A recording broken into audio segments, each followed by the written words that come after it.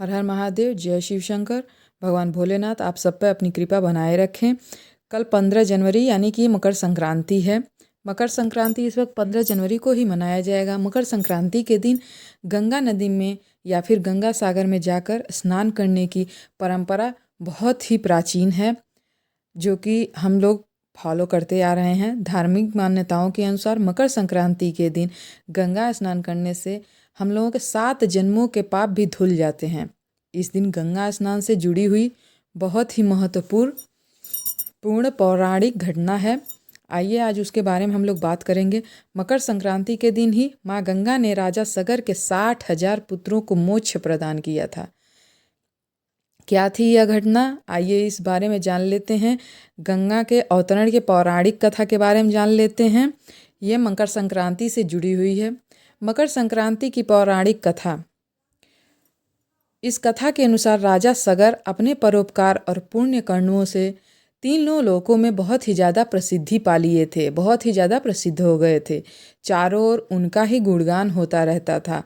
इस बात से देवताओं के राजा इंद्र को बहुत ज़्यादा चिंता होने लगी, कहीं राजा सगर स्वर्ग के राजा न बन जाएं। उन्हें हमेशा इसी बात का डर लगता था कि हमारा सिंहासन कोई छीन ना ले। इंद्र का तो यही काम था। इसी दौरान राजा सगर ने अश्वमेध यज्ञ का आयोजन किया था।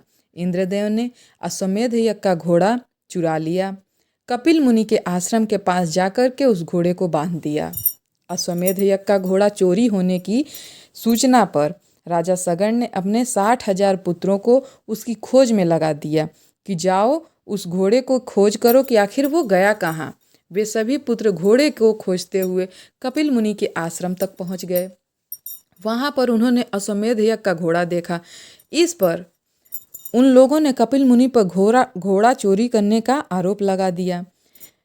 इससे क्रोधित होकर कपिल मुनि ने राजा सगर के उन सभी पुत्रों यानी 60,000 पुत्रों को श्राप से जलाकर भस्म कर दिया।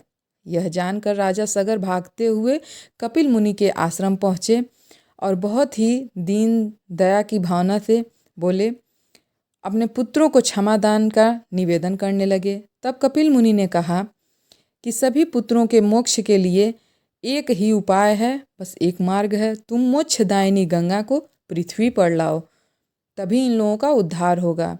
राजा सगर के पोते राजकुमार अंशुमान ने कपिल मुनि के सुझाव पर इस बात का प्रण ले लिया कि जब तक माँ गंगा पृथ्वी पर नहीं लाते तब तक उनके वंश का कोई भी राजा चैन से नहीं बैठेगा, यानी गंगा को पृथ्वी पर ला कर ही वे मानेंगे। वे तपस्या करने लगे। राजा अंशुमान की मृत्यु के बाद राजा भगीरथ ने भी तपस्या किया और कठिन तप से माँ गंगा को प्रसन्न किया। माँ गंगा का वेग इतना था कि वे पृथ्वी पर उतरती तो सर्वनाश हो जाता। तब राजा भगीरथ ने भगवान शिव को अपने तप से प्रसन्न किया ताकि वे अपनी जटाओं से होकर माँ गंगा को पृथ्वी पर उतरने दें, जिससे गंगा का वेग कम हो सके। भगवान शिव का आशीर्वाद पा करके भगीरथ धन्य हुए। माँ गंगा को अपनी जटाओं में रखकर भगवान शिव ने गंगा को नीचे भेजा और उनका नाम गंगाधर पड़ गया। माँ गंगा पृथ्वी पर उतरी और आगे राजा भगीरथ और पीछे पीछे माँ गंगा पृथ्वी पर बहने लगी।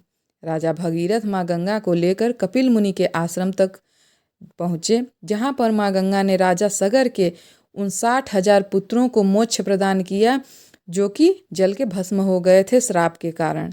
जिस दिन माँ गंगा ने राजा सगर के 60,000 पुत्रों को मोक्ष प्रदान किया था, उस दिन का मकर संक्रांति नाम से हम जानते हैं। वहाँ से माँ गंगा आगे जाकर सागर में मिल गई। जहाँ वे मिलती हैं वह गंगा सागर के नाम से प्रसिद्ध है। धार्मिक मान्यताओं के अनुसार मकर संक्रांति को गंगा सागर या गंगा नदी में स्नान करने से मोक्ष की प्राप्ति होती है और 7 जन्म के पाप भी आपके मिट जाते हैं। आप लोगों को ये वीडियो पसंद आए तो लाइक और शेयर ज़रूर करें। साथ में अगर चैनल सब्सक्राइब नहीं किए हैं तो चैनल को सब्सक्राइब कर लें। भगवान भोलेनाथ आप सभी पे अपनी कृपा बनाए रखें। मकर संक्रांति की आप सभी को ढेर सारी शुभकामनाएं। आप सभी स्वस्थ रहें, मस्त रहें।